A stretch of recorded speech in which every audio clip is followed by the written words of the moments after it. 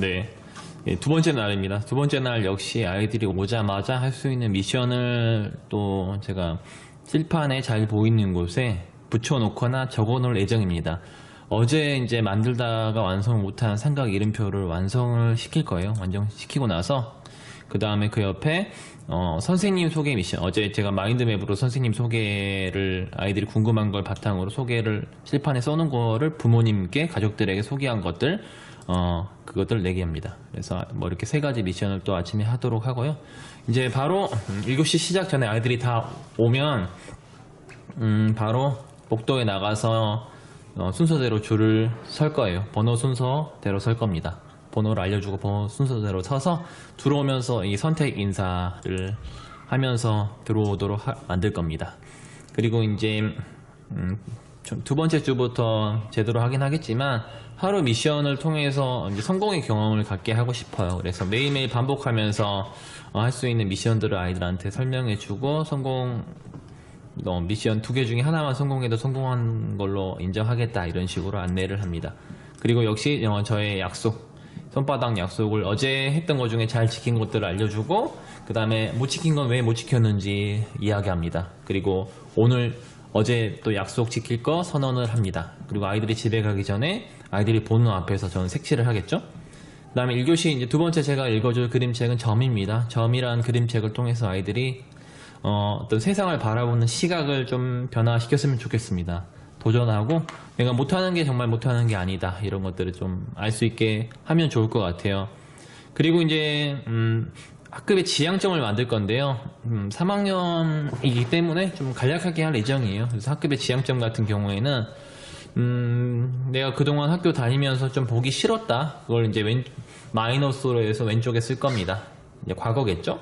그 다음에 내가 앞으로 우리 반에서 많이 보고 싶다, 학교에서 많이 이런 것들을 많이 경험하고 싶다, 늘려나가고 싶다, 새롭게 해보고 싶다, 이거는 이제 더하기 플러스가 되겠죠, 미래. 그래서 왼쪽에 썼던 것들은 마이너스니까 줄여나가거나 없애는 형태로 계획을 세워볼 거예요. 그리고 오른쪽에는 매일매일 많이 보고 싶은 것들, 늘려나가고 새롭게 하고 싶은 것들, 이거는 이제 플러스로 해서 세워나갈 겁니다.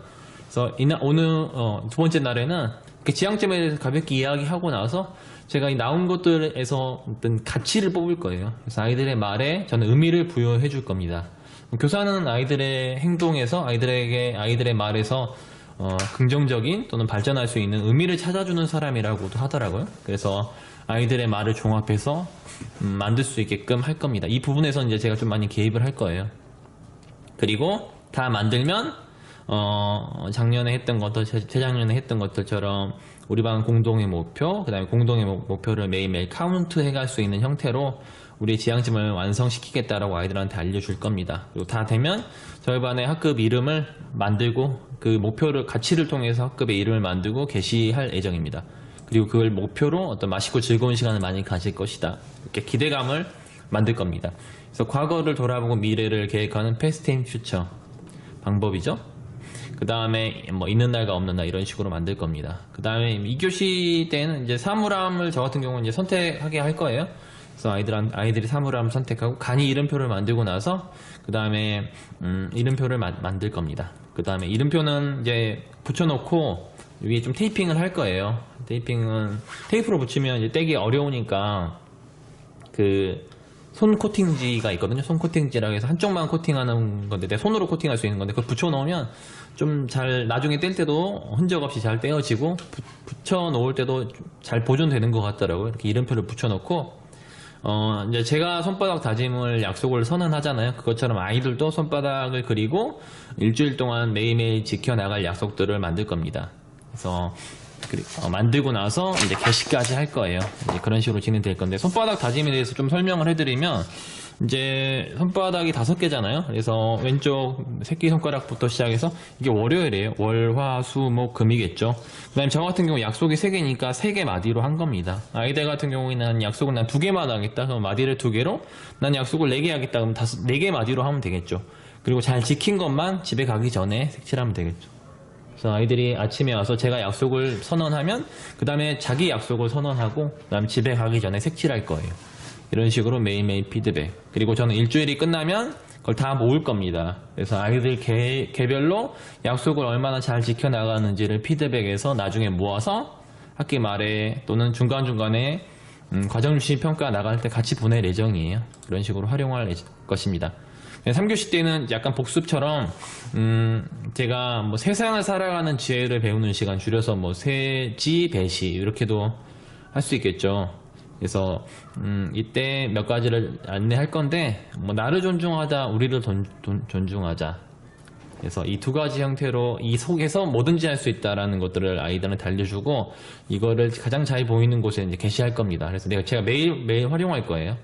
그다음에 아이들이 또 집중이 필요할 때 사용할 수 있는 집중 박수를 할 건데 집중 박수 하나 하면 박수를 한번 짝 치고 머리에 손을 올립니다. 잘 되는지 확인하고 이제 칭찬할 거예요. 그 다음에 2 하면 집중 박수 2 하면 짝짝 하고 자기 자신을 머리를 쓰다듬어 줄 거예요. 그 다음에 이제 3은 박수 3번 하고 그 다음에 친구의 머리를 쓰다듬어 주거나 등을 두드려 줄 겁니다. 그 다음에 네 번째는 이제 박수를 4번 치고 친구에게 하트를 보낼 겁니다. 하트는 이제 뭐 큰 하트, 작은 하트, 중간 하트 이렇게 뭐 3가지 중에 선택 아니면 3가지를 다 할 수 있겠죠? 네, 마지막 5번째는 이제 집중의 완성이라고 보시면 될 것 같아요. 뭐 짝짝짝짝짝 5번 치고 허리에 손을 올리면 이제 제가 그 다음에 뭐 설명을 하겠죠? 알려주고 아주 중요할 때만 사용을 할 예정입니다. 이런 식으로. 그 다음에 집중하는 방법 5가지도 알려줄 거예요. 뭐 눈을 본다, 조용히 한다, 움직이지 않는다, 멈춘다, 집중해서 듣는다. 5가지가 다 될 때까지 기다리는 연습들. 그 다음에 어떤 부분을 좀 보완해야 되는지 알려주고 나서 할 겁니다. 그리고 이제 이영근 선생님이 이제 주로 이야기하셨던 경청하는 방법 뭐 4가지가 있거든요. 바라보며 들어요, 뭐 정리하며 들어요, 반응하며 들어요, 그 다음에 공감하며 들어요. 여기에 이제 질문하며 들어요. 5가지로도 할 수 있는 것 같아요. 여기 이미지는 뭐 이영건 선생님이 올려주신 그 토론하면서 많이 사용했던 뭐 경청하는 방법 4가지를 그 오기쌤이 그림으로 이렇게 그려놓은 거 있거든요. 이걸 아이들한테 보여주면서 설명하고 설명이 끝나면 저희 반에 이제 사회적 기술 센터가 있거든요. 거기에 붙여놓을 거예요. 그래서 이제 주기적으로 활용을 할 겁니다. 그 다음에 아침에 만든 완성이 다 안 된 친구는 완성을 하고 완성을 다 한 친구는 연습하는 시간을 가질 거예요. 자기소개를 연습할 겁니다.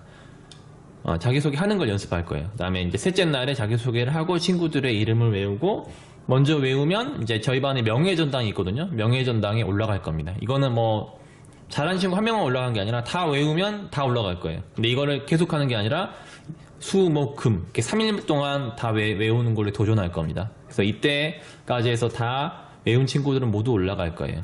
그 다음에 네 번째는 이제 기억 포인트를 만들 건데요.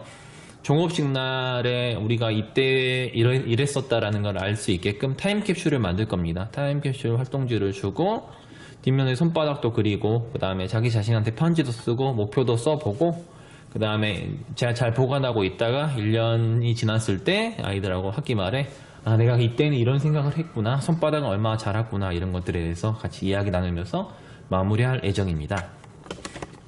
타임캡슐과 함께 한참 한 반년, 1년이 지났을 때 확인할 수 있게끔 아이들의 키를 재어서 이렇게 우리 출입문에다 붙여놓을 거거든요. 출입문에 제가 줄자를 붙여놨어요. 줄자를 이용해서 아이들의 키를 재어보고 그 다음에 이름표를 여기다 써서 붙여놓을 거예요.